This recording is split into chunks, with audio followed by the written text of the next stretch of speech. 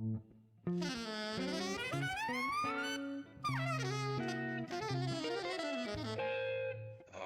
Jazz.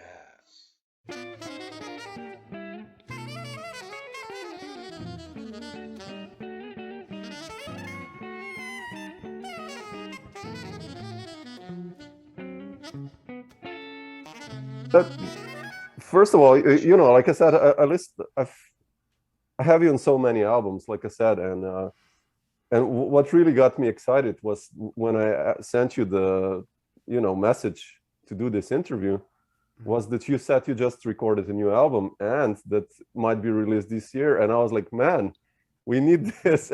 It's been 9 years. Yeah, I don't have any info about it. So if you can lead me a little bit, tell me who's Yeah, the well, lineup, what's it all about, and I definitely will. It's been 9 years since I've released anything. yeah, how come you waited so long? I mean, Well, partly because I'm a very busy side man, yeah, and COVID for one thing, because I conceived this probably about 3 years ago, and I'm a busy side man. I'm kind of lazy, and I was waiting for the go ahead from the budget department. oh sure, yeah, Also, so, and then after that, I had to put music in place, because this will be my fourth CD. yeah, Yeah, so I don't do that much recording on my own, so that's another reason. I'm just, I'm just a busy doing a lot of other projects. yeah, sure, yeah. Hmm. But who did you record the new one with? Okay, in my new one is let me see, David Hazeltine on piano, Hmm. Willie Jones III on drums, and Gerald Cannon on bass. Oh wow, beautiful. I got a bass clarinet player from Italy named Stefano Dolioni, Oh, I don't know. playing Okay. bass clarinet, and trombone player from Sweden named Mike Royby, and me. And then I got a couple of special guests, Jeremy Pelt on trumpet. Oh wow, We beautiful. we Yeah, you know who he is. Oh sure, yeah, Yeah, we're doing a two trumpet thing on one song, and beautiful. then I got Reza Printup on harp. She plays on single petal of a rose, Mm. Duke's thing. And Yeah, I got Dukes. Yeah. Jennifer Vincent playing cello and bass on single petal of a rose. Oh wow, beautiful. Yeah, so I have a few guests, and yeah, so I'm not sure when we're gonna release it. Maybe in the next few months. I'm not. We're trying to get stuff going now, but we finished recording it. I'm in the last process of mixing. Yeah, The last mixing day is next week. oh super. Yeah. Yeah, so Oh, fantastic. Yeah. when I get an official thing on it, I'll let you know. I don't want to put stuff out there about it already. Oh sure. Yeah, 'Cause yeah. it's not Sure. packaged or anything yet, Yeah, yeah, but it's in the can, so to yeah. speak. Did you write your own music also, or? I wrote a song. I wrote one song, and my wife wrote a song. Oh, My okay. wife's a really good musician and a singer and piano player. She's a great writer. So we both write, and a lot of it is dedicated to the memory of Barry Harris. Oh wow. Okay. It's a real straight down the pike, straight ahead CD. It's really straight ahead. That's It's good. dedicated to Barry and Duke Ellington, and it's very acoustic Mm. oriented, ensemble oriented too. Yeah. Yeah, so it's probably more different than anything that I've done. Oh, fantastic. Did you ever work with Barry? Yeah. Oh, Well, I really? mean, let me see. Oh, hold on. No, you just go ahead. I'm sorry, I forgot. Hold on. Yeah, yeah. It's really. I'm doing an interview. Can I call you right back? Huh? I'm sorry about this. Okay. I'm sorry. Okay. You asked me if I worked with Barry. Yeah, yeah. Not in a band, so to speak, but I was in his big band for many years. Oh, really? Oh, okay. Yeah, I did it. He has this thing where he does he puts on big like large ensembles like strings and all that stuff, strings and orchestral stuff, Yeah.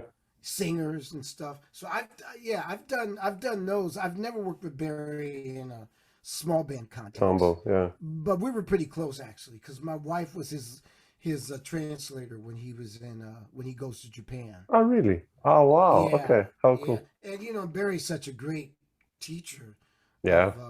Of you know, just putting things together. That whole school of Monk, Bud Powell, you Yeah. know, Bird, Dizzy, because that's my thing. I'm from Kansas City, so I'm really trying to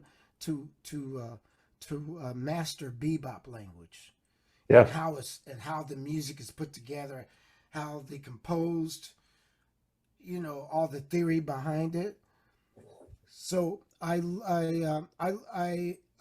attended a lot of Barry's classes too. Oh, wow. Okay. Yeah, Like so already in the 70s already, or yeah, no, I started working with Barry in the 80s when I moved 80s? to New Okay. York in Okay. 1985. Okay. Yeah, and I first got familiar with Barry through his student, Charles McPherson. Oh, sure. Yeah. Yeah, because I lived in San Diego before I moved to New York. So Charles was one of my mentors Mm. and one of my teachers. So when I came out here, I immediately hooked up with Barry. You Yeah. know, I wasn't one of his prized students, but I used to hang out with him whenever I could. And we were pretty close, actually. Oh, beautiful. Yeah. Yeah, he was such a educator, you know. Everyone says that, you know. He was like Oh, the yeah. treasure of, you know, dictionary of bebop, let's say, or jazz Yeah. history, you know. It's incredible. Yeah. Yeah. You know, and It's so beautiful. and he loved doing it, man. He would do it all day. He would Yeah. just teach all day. You know what I mean? Yeah. So a lot, like I said, the CD is dedicated. A lot of it has to do with Barry, and the Detroit scene. Period. Hmm. You know, like Okay. I'm very influenced by a lot of Detroit musicians. Oh, really? How Pepper come? Adams. Yeah. Well, Pepper Adams. I love Thad Jones. Oh, The yeah, sure. Jones Brothers. Sure.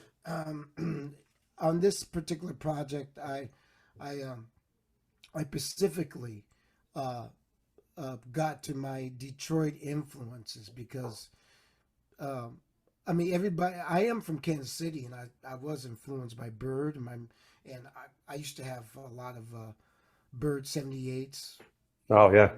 I grew up with that because my parents have those 78s and stuff. But yeah, but I'm very much influenced by the Detroit. They call it the Motor City scene. Yeah, sure. Yeah. So, but you know, I got all kinds of schools. I used to play with David Murray. Yeah, I know. Stuff, Yeah. yeah. I want to You go know, into that also. Yeah. Yeah, yeah. And I love Duke. You know, I played in Mercer Ellington's band for years, Yeah. and I'm on one of his last recordings, the big band. Yeah. Yeah. I mean, it all makes sense now. You know, Soaring with Bird then makes sense. Your debut album, what you're saying now. I mean, Yeah. now for me, it Right. kind of it's like, okay, there we go. I mean, I kind of Right, suspected yeah, you yeah. being from Kansas that this would be the case, but Yeah, Kansas City, Missouri. yeah, yeah. Yeah, it's different from Kansas because Bird was actually born in Kansas City, Kansas. Ah, I thought you're And from Kansas. Ah, you're from Missouri. no, Okay, okay, Bird was born in Kansas City, Kansas. Then exactly. he moved to Kansas City, Missouri. Ah, I was okay. born in Kansas City, Missouri. Ah, okay, okay. Yeah, and matter of fact, my mother's buried right about 20 or 30 feet away from Charlie Parker Oh man. at Lincoln Cemetery. Oh, that's heavy. Yeah, and the Okay. rumor has it that I think my dad might have went to school with Charlie Parker at Lincoln High School. Wow, Yeah, man. yeah. It- So wow. yeah, so I'm all over the place, man. I dig R&B. I really dig Oh, really? R&B and Brazilian music. Yeah, I see your shirt. And It says Tom Scott and Tanya. No, Rich Amaya. I thought it said Tanya Maria. I was like, okay. No, then this Tom Scott, the saxophone Yeah, player. saxophone player. Yeah, yeah. Yeah, I was in a big band he put together in New York. Him and Rich Shamara Hmm. from NYU. We did some concerts and a concert and a live recording. Hmm. So, and Tom Scott's one of my influences, man. Sure. Oh man, I love that dude. He's so funky. Yeah, Dude yeah, is yeah. He has. funky. Yeah, Yeah. So we got a chance to work together. But yeah, I'm just saying my influences are way. I'm out there, man. I'm really out there. You know, I like a lot of different things. yeah. But it's good, you know. I mean, it's so much good music out there. I also listen to everything from jazz to modern jazz to, you know, technical death metal or whatever. You know, it's just, it's music. It's out there, and yeah, it's incredible. Well, my last record is definitely not a straight ahead record. Yeah. And it's a fusion record of funk and Brazilian and R&B. Yeah. And so it's not a straight ahead record. Matter of fact, when I looked up my I wanted to put James Zollar music on my phone, and everything that comes under that title is James Zollar. Is all fusion and funk stuff. Shit. Okay. Interesting. Yeah. So, but this new record is totally acoustic. So the next thing you see James Zollar music, you're going to see all straight ahead people connected to me. Cool. Well, that's good, man. You know, Yeah. I also kind of more connect you to this straight aheadish scene. I mean, modern jazz is, I don't know, whatever the term is, you know, like, because how would you describe Marty Ehrlich's or, you know, Don Byron's music? Or I guess it's jazz, modern jazz, or jazz, I don't know. Yeah, well, they're totally different. Don goes in a lot of different bags. Yeah, Don goes from traditional to klezmer to Latin to funk to rap to right now he's touring with Orion Ortiz. He's a piano. Yeah. The duo. You know him. The duo is amazing, man. The duo is amazing. Yeah, I haven't seen it yet. Don was telling me about it, and I heard about it. Killing, really. Yeah, I just happened to run into Don like 2 nights ago. Mm. It's the first time I've seen Don in over 10 years. Mm. Yeah, so we played together. He came to my gig. Oh, But beautiful. yeah, but Marty's thing is more I would say I don't want to call his music avant-garde, because man, it's sure a lot of organization going on there. Yeah, and first of all, I love Marty's writing. Yeah, me too. I'm such a both fan. of them, you know, Don's a great writer too. But me and Marty, I've been knowing him for so long that I forgot how we met. But I know once we started playing together as a duo, at two horns and rhythm section, there was a nice blend. Yeah. You know, with the trumpet, particularly with his alto playing. Yeah, I love that combo. Yeah. Yeah, so I don't remember how I met Marty. I've been knowing him for so long. He's a dear friend. I probably met him at the Knitting Factory scene. Mm. Do you know Oh, about sure. that Yeah, scene? sure. Yeah. Yeah, because I started there playing with a lot of different people, but it's been so long I can't remember who I first started there with. But I remember real well playing there with David Murray. Sure. Yeah, I guess he was one of the first people. Yeah. Yeah, we used to have Mondays night with the big band. Oh wow. This is when they moved when they moved to the Knitting Factory moved to Church Street. Yeah, down in Soho. I wasn't on the scene that much when it was on Houston Street, even though I played there once or twice. But I was real prominent on the scene when it moved further downtown, like with David Murray and Don Byron and a few other people. Yeah, yeah. Well, yeah. I mean, I want to ask you about your connection with Don and David, but James, I just wanted to go. You mentioned you're all over the place, like, you know, R&B and funk and jazz, obviously, but like, what was it? If you know, you said you had records of Charlie Parker, your parents had them, but what were the first jazz guys, I guess, besides Parker, that got you excited, especially trumpet wise? You remember that in the 70s, I guess, or first of all, I had Louis Armstrong as a big influence. Hmm. I'm sorry, you just froze. Oh yeah, no, it's cool. I hear sometimes the connection is. I think we're cool. Hmm. Okay, how is it now? Yeah, it's cool. Even if we're frozen, I hear you well. So Okay. Okay. But yeah, Bird, but Louis Armstrong. hmm, You know, that was a big influence because I was young enough to see him on TV sure. when I was a kid. He was still living, you know, and when I first picked up the trumpet, um, I saw him playing on TV a few times. I saw how he was blowing, you know, the embouchure. You put the mouth, you put the lips inside the mouthpiece. Yeah. And I saw that how he was dealing with the aperture and the embouchure. And but I was lucky enough to see him on TV a few times, actually. So this was, I would say, like 1966, 67, 68. Yeah. Wow. So, other influences, like jazz guys, when I was younger, I didn't have that many because I didn't know that much when I Sure. was starting out. But also, my parents' record collection had a lot of R&B Yeah. and jazz. Like, for instance, I remember the first person I got really influenced. The few people was influenced to play music was Aretha Franklin, Hmm. because I dug her feeling, man. Yeah. When I was real young, I was digging her records, and the Jackson 5. And let me see, I remember Ahmad Jamal. Oh, sure. Yeah. Yeah, I remember Ahmad Jamal. Later on, I got really I got deeply influenced by the group Tower of Power.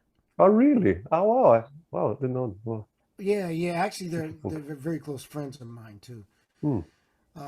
Yeah, so I was, you know, I've been really influenced by them because I love the horn arrangements. Yeah, And it's the way incredible. everything Yeah. fits with the. Yeah, they're really together, man. The cats are really solid. Every single one of them. They're great people too. Yeah. Yeah. Yeah. So yeah, so my influences, yeah, it goes from Louis Armstrong to Aretha Franklin to Michael Jackson to Herbie, no, Jeremy Steig. Oh, yeah, You know really? Jeremy Oh, Steig? sure. Yeah. Yeah, I I love. remember those records Oh, wow. when it was coming up, and of course, I, for some reason I don't remember a lot of Count Basie in Hmm. but the name was always around. But you know, later on, of course, Sure. I got really deeply into it. And there's another rumor has it that Count Basie used to come and play my mother's piano. Oh, wow, man. Yeah, so yeah, so I'm just saying, yeah, uh, coming up, my parents owned a tavern, they owned a bar, and musicians used to play there. Oh, From wow. what I Okay. understand, I heard that Jimmy Lovelace, you know who Jimmy Yeah, Lovelace yeah, is? yeah, yeah. He spent some time in Kansas City. I heard that he played at my parents' Wow. my parents' bar. It was called Al and Bud's Tavern Wow. on Indiana Street. Wow. Would be So interesting to see who played at that place. yeah, I was Like, well. My parents are no longer living, you know. But I remember on the jukebox, they had a great jukebox. I remember hearing Lee Morgan, Miss Sidewinder yeah. Oh, man. for the Yeah. first time, and then was it the Holmes, the Richard Holmes. Holmes, Yeah. Misty. Yeah. Sure. Yeah, that was a classic version that was on my dad's jukebox. Oh, So cool. at my parents' tavern when I was a kid, I was always listening to music. Mm. Yeah, That's so beautiful. my parents were into it. So whether it was home or at the workplace, we were always into it. Yeah. That's so cool that you got exposed. I mean, Yeah, there you go. to so different influences. Yeah. Hmm. What about studying? I've read then that you got the chance to study with Woody Shaw. Like, speaking of Yeah, I did. trumpets, That how came did that much happen? later. what happened was my family migrated to the West Coast in 1970 or 69, or I think it was 70. So we migrated to a place called San Mateo. Mm-hmm. It's right outside. It's like a half hour away from San Francisco. Okay. Something like that, maybe 45 minutes. Woody Shaw was living in San Francisco in the 70s. Okay. Oh yeah. Yeah, Sure. yeah. So that's how that happened. And I was getting pretty serious by the trumpet by then, and so I used to commute from San Mateo to San Francisco to take lessons and hear music. Sure. And at that time I went on my own. I was about maybe I met Woody Shaw. I was like 14 years old. Oh wow, man. Wow. Yeah, and he was very nice as a teacher, very patient, and I was really young at the time.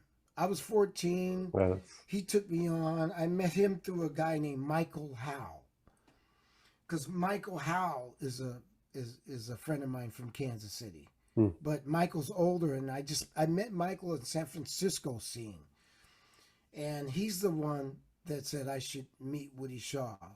Michael Howe was Dizzy's guitar player and bass player for a few years. Yeah. So anyway, that's how I met Woody Shaw, was from living in San Mateo. It was so close. yeah. Matter of fact, one of our lessons had to be canceled. I went up there for a lesson, but it was canceled. So I returned the next week. It was just that close. So Woody Shaw was like a good maybe 30, 45 minutes from my house. Yeah. So I could drive up, or my friends would drive me up to take a lesson with him. Yeah. You know, and so I on that scene I met Mark Levine, the piano player, and an alto player named Pony Poindexter. Oh yeah, sure. Yeah, and who are the other guys? Eddie Henderson. Oh really? Player. Wow. Yeah. What's this? Norman Bishop Williams. Yeah, there was the John Coltrane Church in San Francisco. All those guys used to hang at, called the One Mind Temple. Yeah, it was called the Coltrane Church. And on certain holidays they would give people free Thanksgiving dinner. I remember eating Thanksgiving there at the Coltrane Church with Eddie Henderson. Oh wow, man. This was 71. I was trying to get lessons with him then, because my friend Norman Bishop Williams, saxophone player, was trying to get me to study with Eddie, but we never did get together. But anyway, me and Eddie became a lot closer when I moved to New York. Sure. Yeah. So he's a really close friend of mine, but he's one of my idols. Oh yeah, he's one of the I used to greats. see him play at the Keystone Corner. Oh yeah, that was the place there. Man. Yeah. Oh man, they used to have free Monday night concerts with Woody Shaw and Bobby Hutcherson. And Eddie was there a bunch of times. I heard a broadcast, Eddie there with Art Blakey and Freddie Hubbard, and yeah, it was a Christmas Eve broadcast. Man. Oh man. Or New Year's Eve broadcast, I forget. That was around. I think that was more like early '80s or something. That's incredible. Wow. Yeah. Yeah. So that's how I got to study with Woody, was when my family migrated to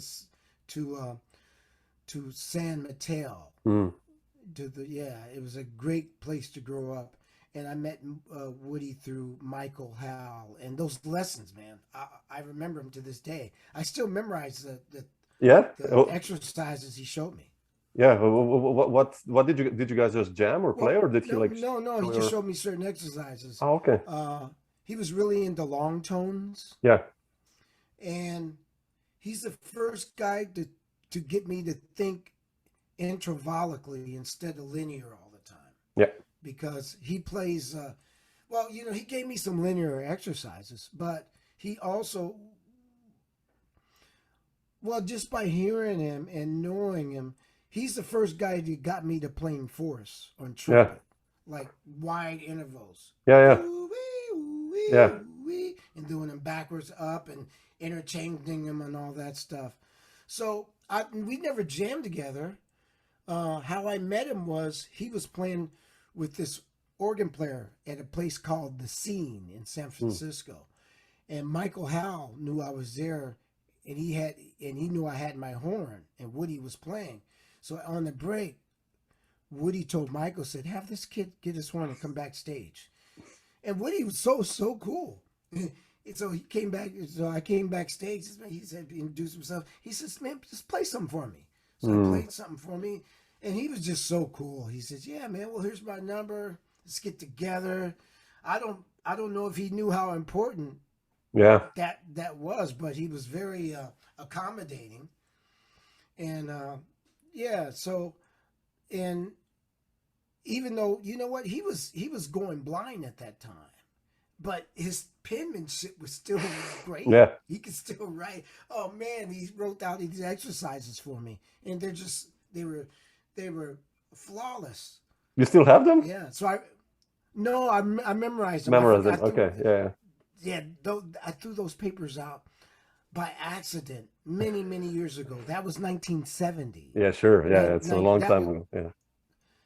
See, the exact year I stayed with Woody was probably 73. Wow. That's a long time. 1973. Yeah. But it was on one of those miniature pieces of music paper. Yeah. About that big, something like that, and all these exercises.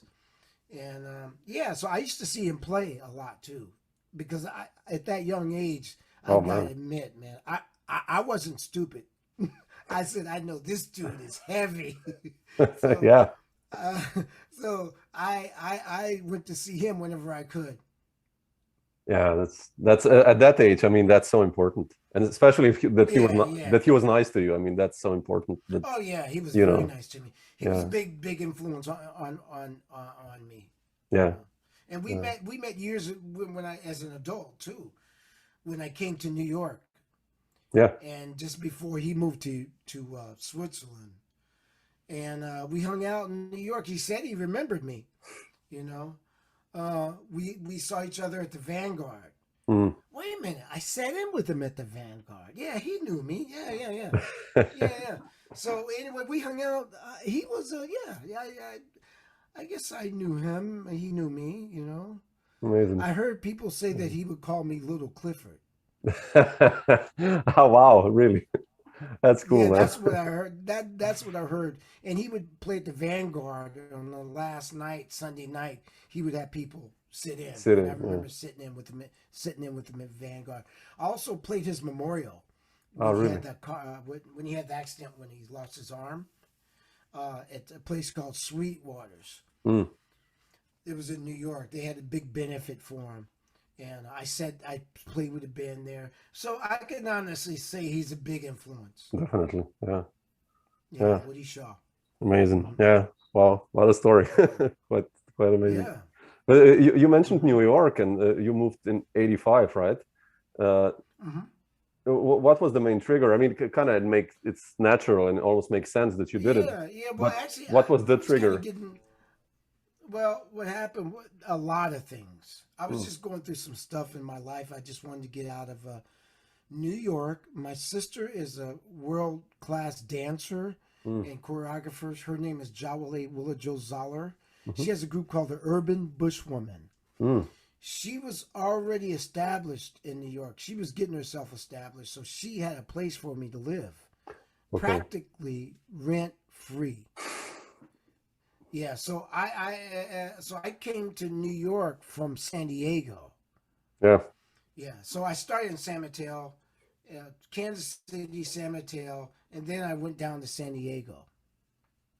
And then what triggered the move to New York was I played in San Diego for years, and I had a good time.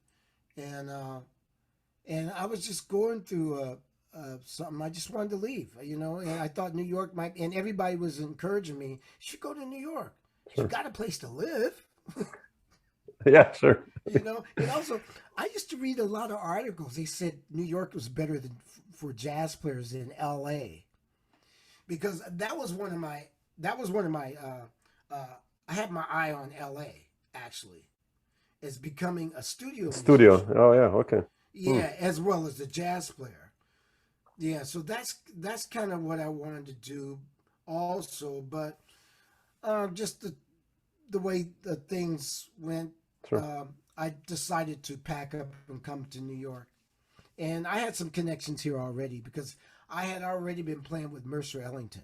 Yeah, that's On the important. West Coast. Yeah, on the West Coast. So I joined Mercer Ellington. I was part of the pickup band when he would come out to the West Coast and fill out the band. So, Mercer, I told Mercer I was coming out to New York, and he hired me immediately. So that helped, and that was a kind of a chain reaction because I met Charlie Persip through Mercer Ellington. Charlie was Mercer's drummer when he would come out on this particular trip. He came out to California.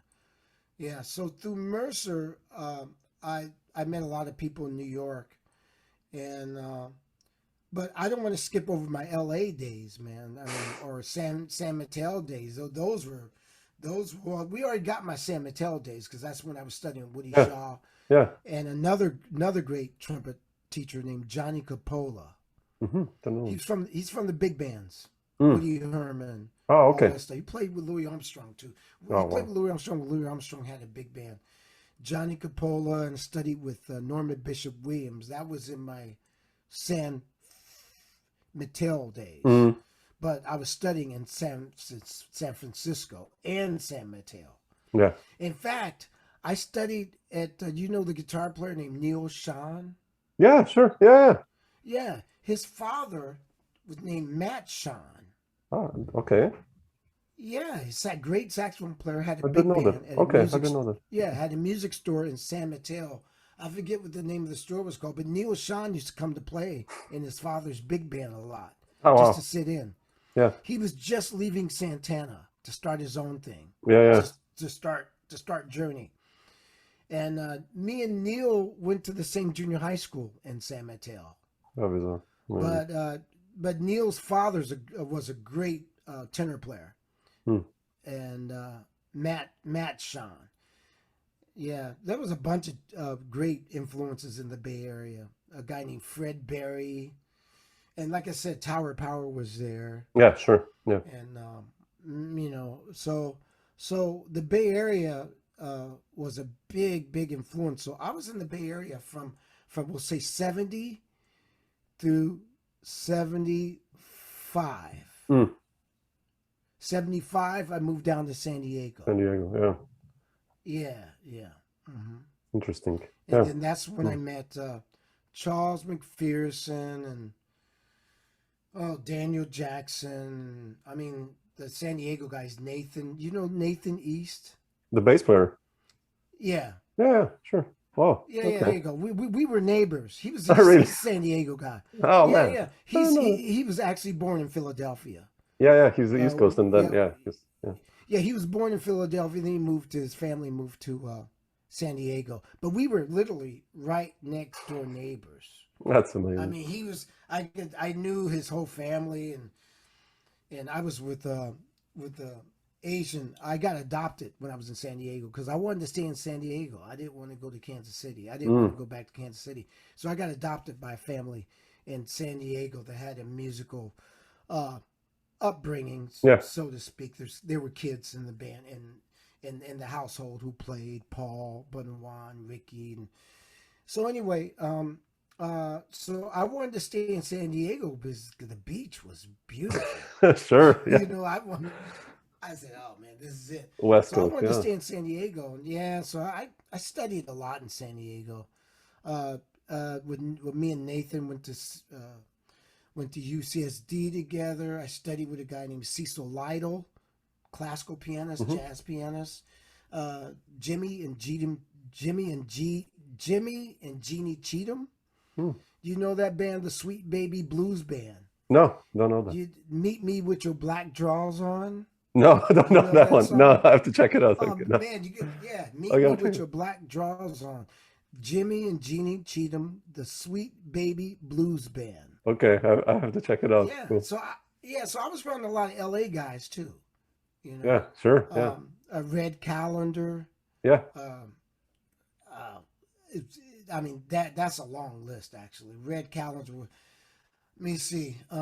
That's how I met Mercer. Red Calendar. I played a lot with. Sorry. I played a lot with Roger Newman's rather large band. Oh, actually, there's a lot of heavy people I played with in L.A. My first record I did was with Claude Williamson. Mm.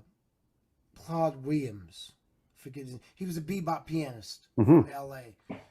We did a record. It was dedicated to Sonny Clark. Oh, really? Oh, wow. So Really? yeah, for some reason, and I met Miss LaRue Brown. That's Clifford Brown's widow. Mm-hmm. Her name was LaRue Brown Watson, and she used to throw a lot of things a lot of get-togethers at her house. Bobby Shue used to come by. Harold Oh, really? Band. Oh, wow. Man. Yeah. So I was around L.A. A lot of L.A. Royalty. A great trumpet player who I'm very much influenced by his trumpet as well as a human being. His name is Oscar Brashear. Mm-hmm. Okay. I don't know. Really good trumpet. Yeah, he Check him had out. a group. He was in that group that Blue Mitchell had with Harold Land. Mm-hmm. After Blue passed or Blue couldn't make some of the gigs, Oscar Brashear took over Okay. the trumpet chair. Okay. And yeah, so it was Oscar Brashear, Bobby Shue was there around there. Toshiko Akiyoshi's band was there. Oh, yeah, at the exactly. time. Yeah, this is late 70s. Now we're talking early 80s. By that time, I lived in LA from 1990. No, excuse me. Oh, I gotta get this together. I lived in LA from 81 to 83, something like that. Okay. Wow. Okay. Yeah. Interesting. Yeah. So I was in LA during that period. Just, like I said, that was getting back to that studio thing. Yeah. So I was kind of starting to get groomed, and I just didn't stick it out long enough. So I moved back to San Diego. Yeah. Yeah. So, but I did get my feet wet, in LA, and I was going back and forth a lot. I was doing certain things, and then I hung out in San Diego. I studied there with Charles McPherson, Mm. and I kind of. I just did a lot of good things. I had a lot of good teachers in San Diego. And fast forward, I moved to I moved to New York in the summer of 1985. Mm. And also during my LA days, I was trying to get in the Ray Charles band. Oh, really? So Oh, wow. I knew a lot of those guys, but I didn't make the band. But I auditioned. I was really young at the time. Sure. It always took me a little while to get my sight reading together. So I mean, I was an okay sight reader. I'm much better now, but yeah, I wanted to be in Ray Charles's band. I auditioned for that band. I knew a lot of those guys, and there's another. Well, John Clayton is on my first record playing bass. Yeah. Mm. I've never Oh, yeah, been in his exactly. big band. Oh, yeah, exactly. Yeah, Yeah. I've never been in his big band, but I'm much influenced by him. And he's a bassy-ite. Sure. He played with Basie, and so me and John are really close. I really loved having him on my record. I'm a big fan of his writing, his big band writing. Yeah. He's really something, man.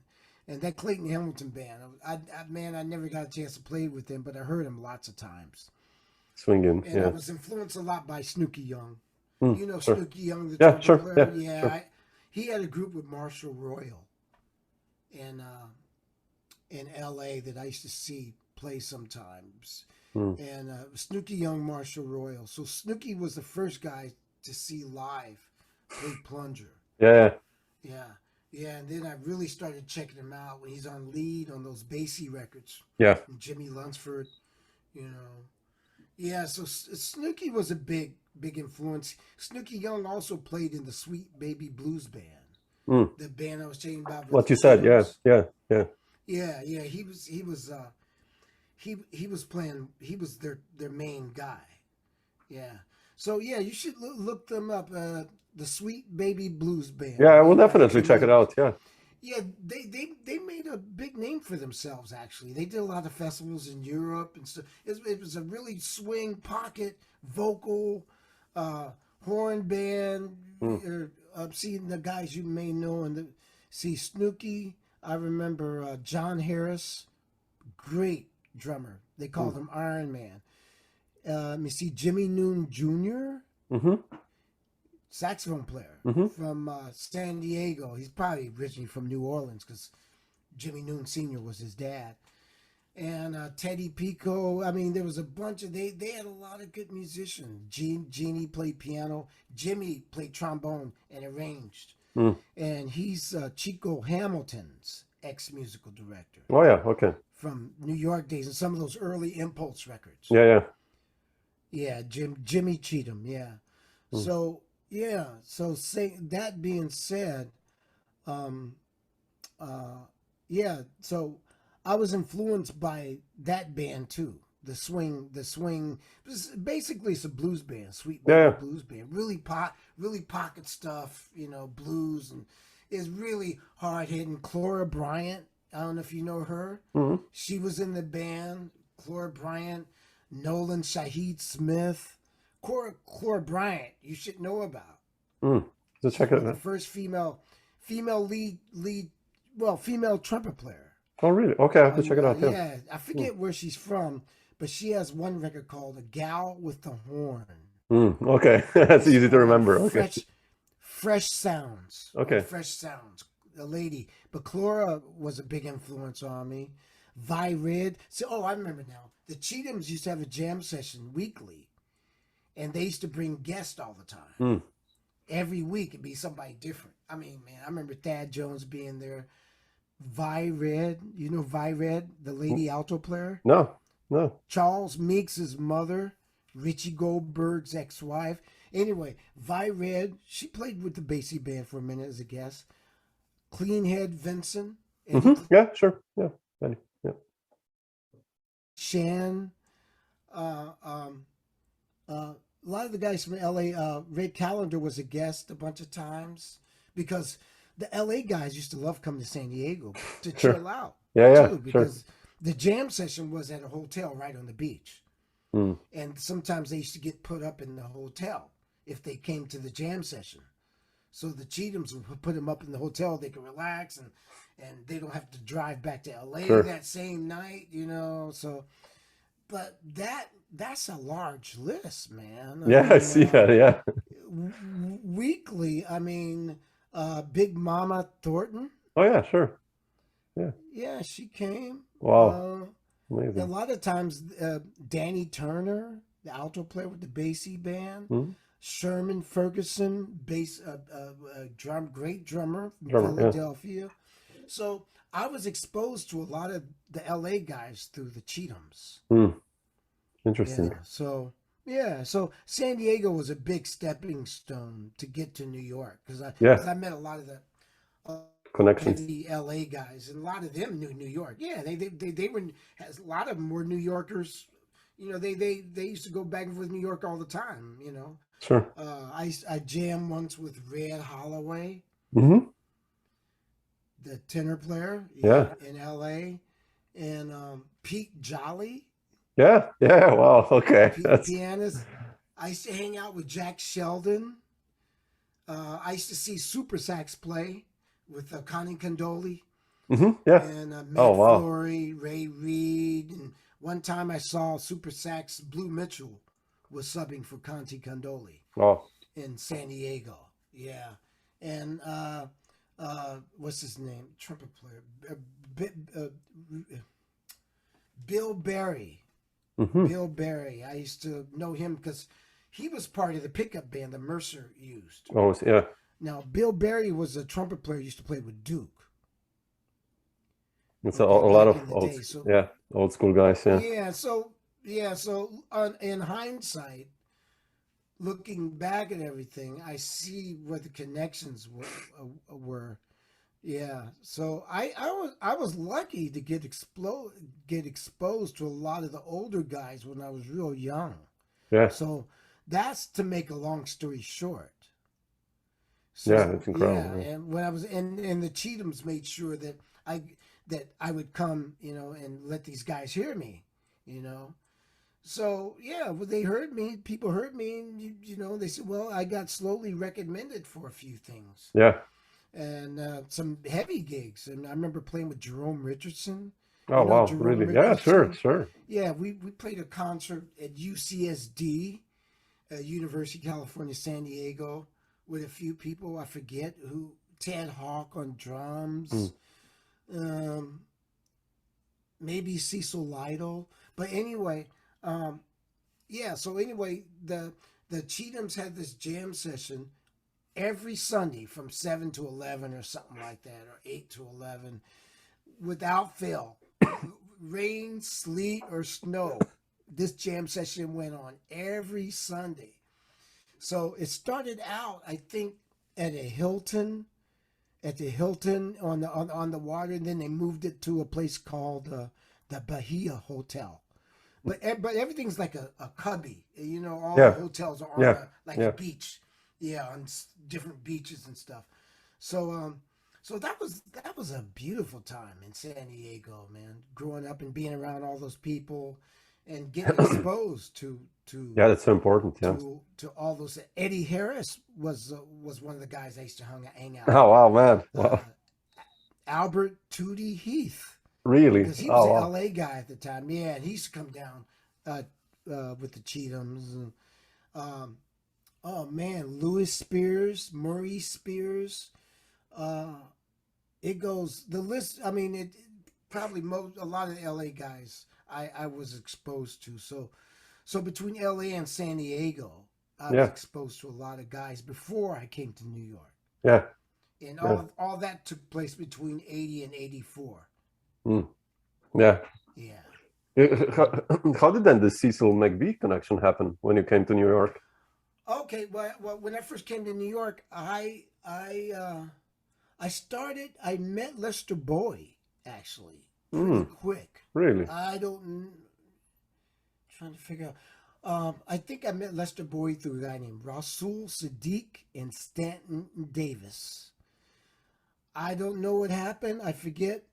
Also, Lester, he knew my sister as the dancer. Mm-hmm. So how I met Lester, to make a long story short, I met Lester at a place called the Brooklyn Band Shell. I was playing with the Brooklyn Park Band Shell. I was playing with a guy named Jerry Eastman. Mm-hmm. So anyway, and Lester heard me play, and he found out I was from Kansas City, and he's from St. Louis. So we automatically bonded.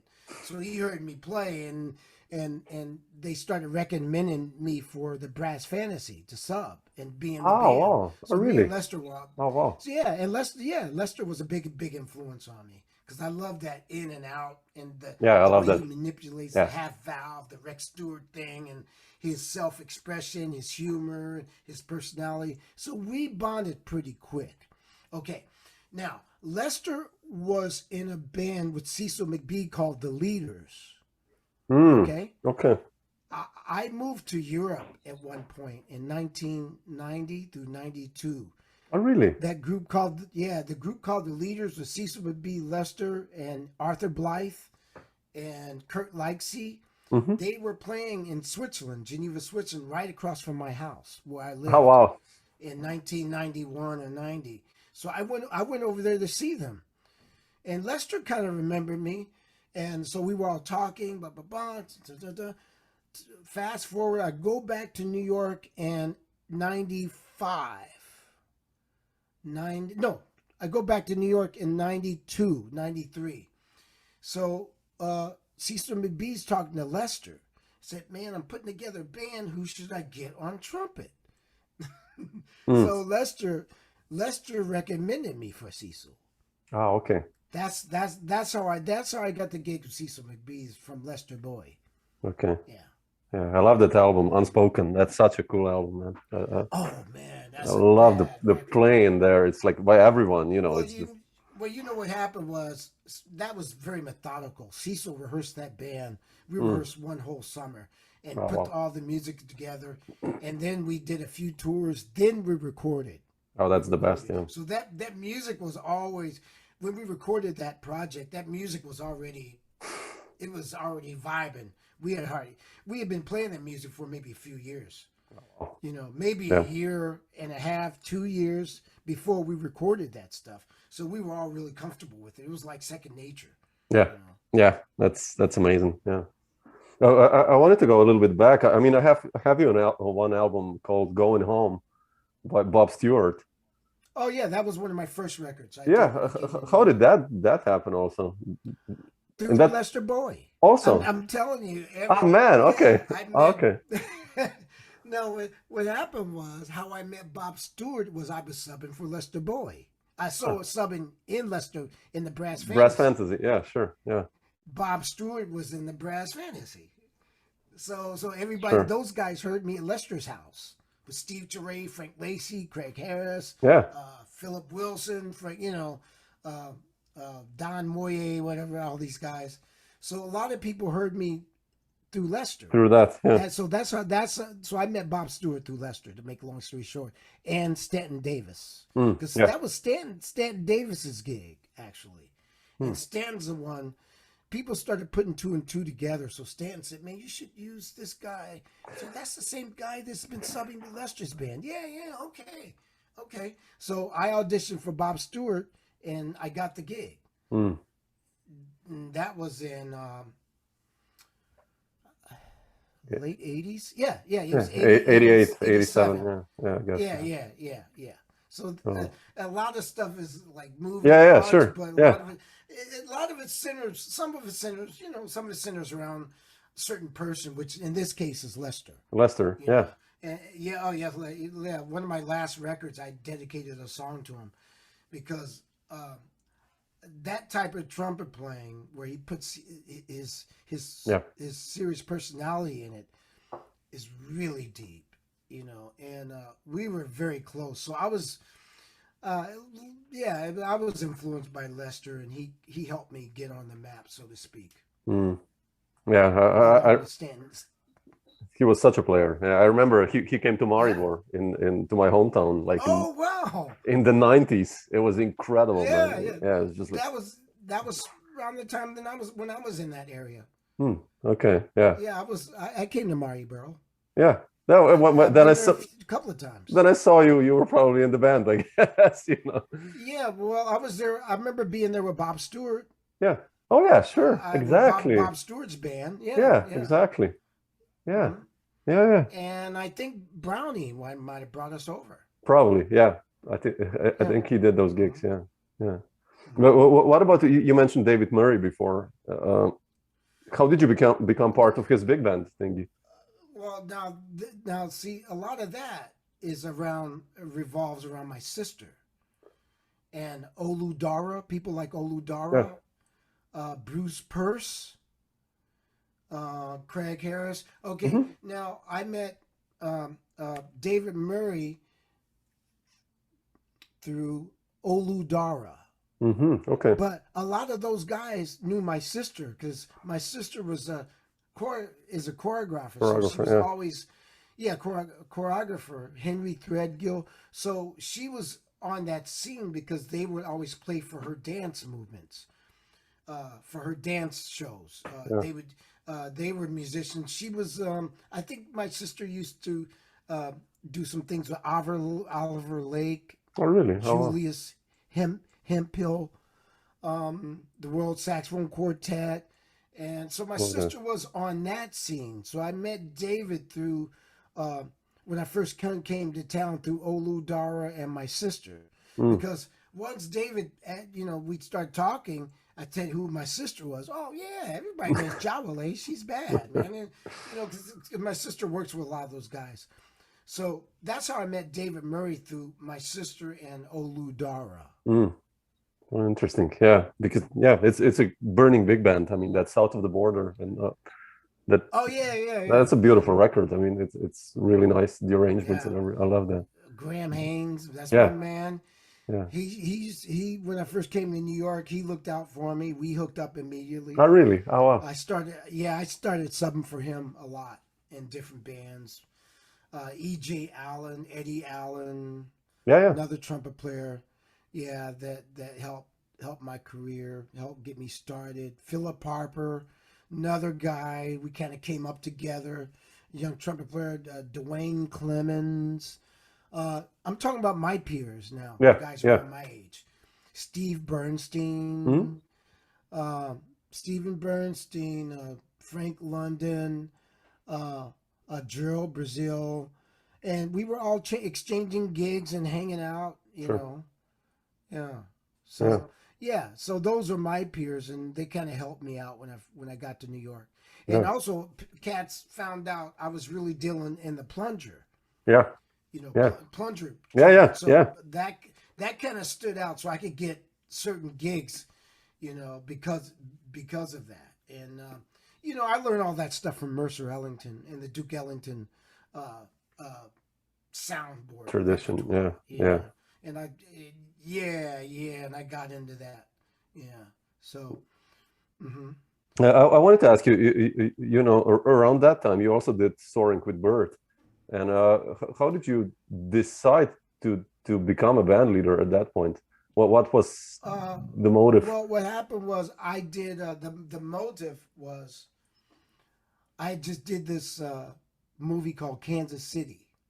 Oh yeah, exactly. You're in that one. Yeah. Sure, yeah. Like Russell Malone Yeah, and all yeah. these guys are in it. And Yeah, there you yeah, go. yeah.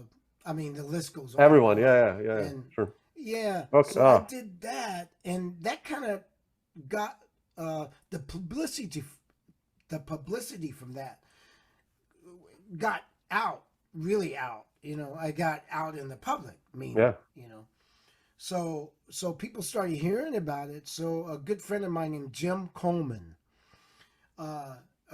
said he knew this producer. Jim Coleman is a trumpet player and audiophile guy, has an audio store. He hooks up business. He's a business guy, and he plays trumpet. So he said this producer in L.A. has been hearing about the movie Kansas City and saying that you have a prominent role in it, which I did actually. You know, we were considered principals. Me, Nicholas Payton, Olu Dara. Yeah, it's incredible. Yeah. Whatever, Jesse Davis, Joshua Redman, Ron Carter, Jerry Allen, Craig Handy, Victor Lewis. You know, I mean, it just goes on and down. Yeah, it's Byron, incredible. You know. Yeah. So anyway, he heard about it. He heard that. So Jim Coleman sounded this producer from L.A. The producer's name is Ralph Youngheim. So he said, my friend Ralph Youngheim wants to do a record on you, wants to do your own record. But it was with a label called Naxos. Yeah. And yeah, I could pick the repertoire, but they were in charge of the production. You know okay. So otherwise, the Soaring with Bird title, none of that was my ideal. None of it, but okay. I dug it though. It was a good concept. I'm from Kansas City. Yeah. I said, hey man, I'm a go with that. That sounds good. If that's what he wants to do, I can. Beautiful. That is perfect actually. So Ralph Youngheim sounded me to do that record, and we did it in L.A. And I met Ralph Youngheim through Jim Coleman, and Ralph Youngheim did a lot of records for Telarc. Yeah. Okay. The Telarc label. He's more of a traditional producer. He did one country and western record, but he's more of a traditional jazz producer. So I flew out to L.A. just before the tour of the Kansas City band to record that record. So that was all a guy named Ralph Youngheim's baby. And then I picked a lot of the tunes, and I helped pick some of the musicians.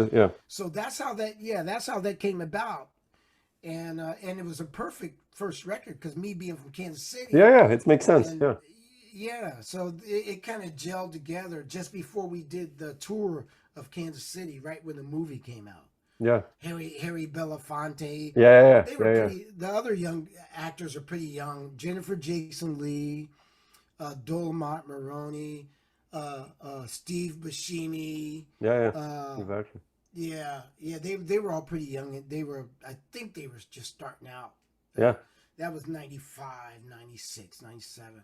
it's incredible. So anyway, yeah, so that's how that Soaring with Bird came about from the Kansas City exposure.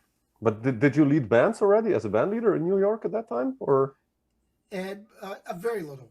Little, okay. Very, very, very little. I was So busy, I was more yeah. of a sideman then, but I lead my own things Sure. occasionally. But Yeah, over the years, I do it more and more, but still not that much. Yeah. Because being a leader is another mentality. Oh yeah. It really is. It's so much different than just showing up to play. Yeah. You got to organize everything. Yeah, it's a tough one. James, you've done so much work, and I just wanted to ask you about one particular project, which is the Inspiration project. I mean, working with Sam Rivers, and those tunes, Beatrice and Nebula and Wines. I love that record. Like, how did that come about? And your experience with Sam? I think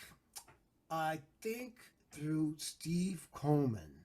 Oh, okay. That was another pocket that I was into for a while. Really? With Steve? I didn't know that. Yeah. What, the Five Elements or live stuff? No.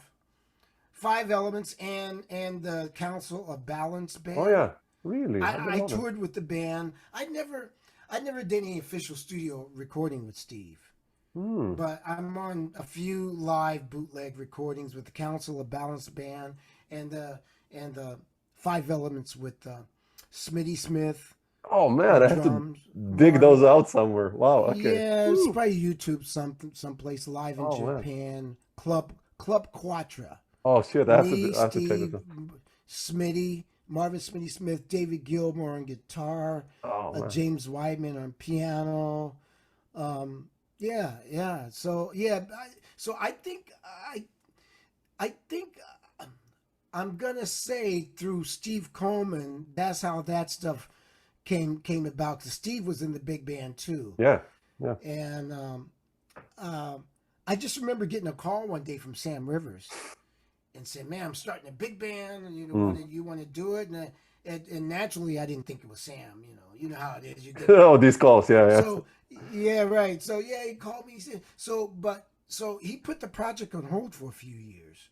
And then he called me a few years later and said, "It's a go now." I said, "I'm available." So I met Sam, I guess through the New York scene. And then, but for some reason, I think Steve Coleman has had something to do with it, because we were touring with Steve's band too. Because we did a double bill with.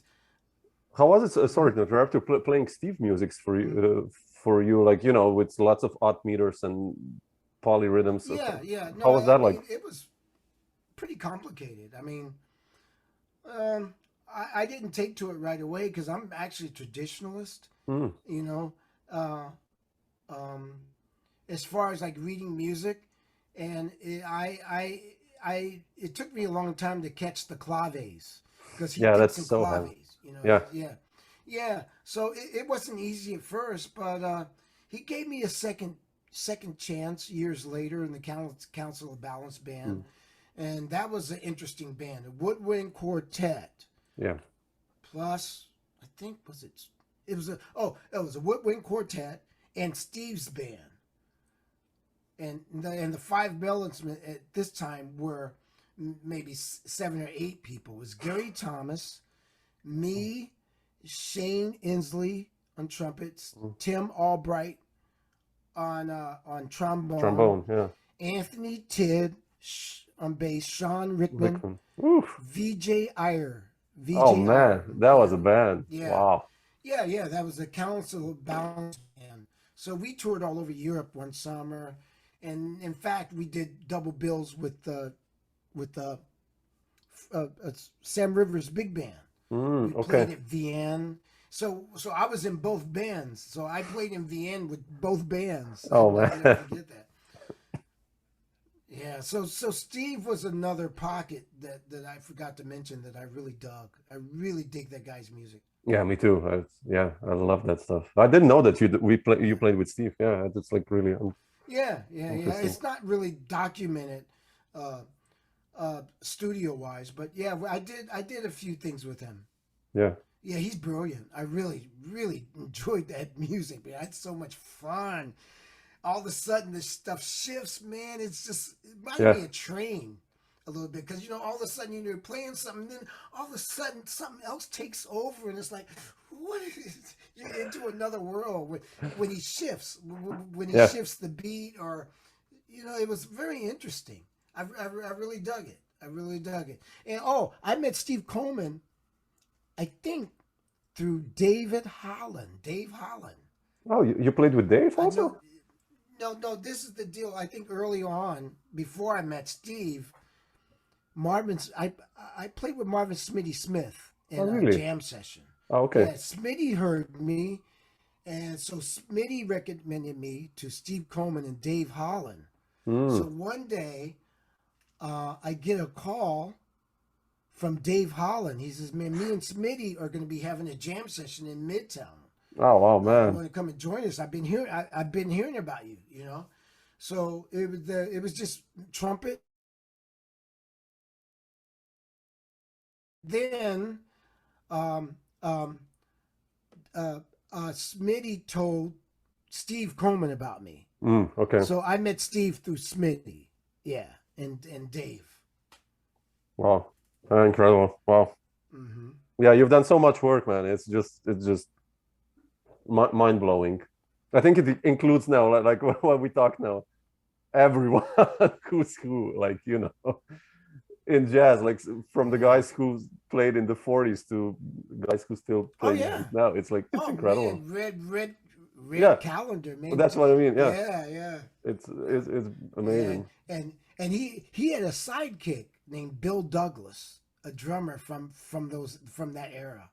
That Red Callender and Bill Douglas, they were like a meaning, they were like they were always together. Mm. And Red was always free with information. Oh yeah. Man, he would just love to talk. He was such a great guy. I loved Red. He was like a daddy, man. Yeah. So yeah. I was like I said, I was lucky enough to hang out with some of the cats who were there way before me, who helped get this stuff started.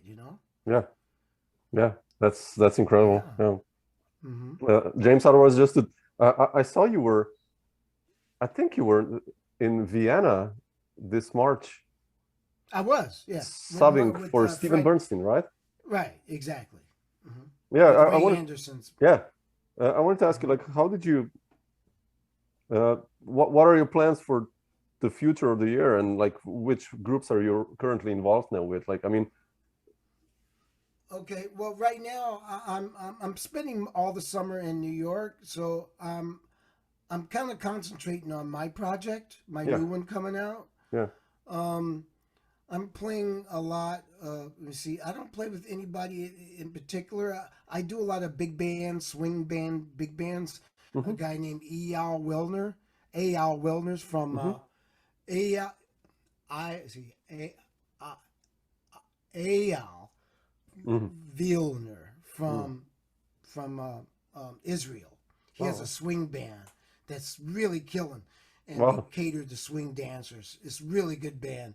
wow. And then I'm playing with a guy named Eli Yeaman, and he has a small big band called Jazz Power Initiative, and we're getting kids into jazz Oh, wow.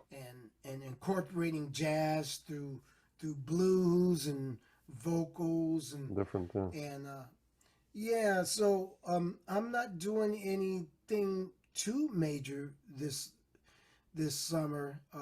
Just a lot of stuff in New York, and I'm Yeah. concentrating on putting this new record out. Yeah. I mean, come on. That's wow. That's enough. That's the thing. I'm so much looking forward to hearing that. Actually, you Yeah, you yeah. you gotta let me know I, when this comes I'm out. So Oh yeah, by all means. I don't know. We're kind of taking our time because we want to do it right. yeah. You know, I'm me and my brother and a couple other people. We're all in on it. I don't have a company. Yeah, I sure. have my own record label called JZAZ. I'm not supported by any outside things. I have my own independent thing going on. Yeah. So it's going to be released under my label. Oh, okay. That's good. Nowadays, that's cool. You keep all the rights and everything, Yeah. so that's fantastic. Yeah. Yep. Great. Cool, James. I won't take more of your time today. So. All right. Okay. Well, no, I'm honored that you would. You're interested, so I enjoy Oh man, it. sure. I love hearing all this stuff. I didn't know most. I know most of you about you through your music. So it's nice to hear your background and Yeah. stuff. So thanks for sharing it. I appreciate it. So. Yeah, sure. Yeah, No, man, there's probably more stuff I left out. You'd be oh, sure. surprised. Yeah, sure. You know.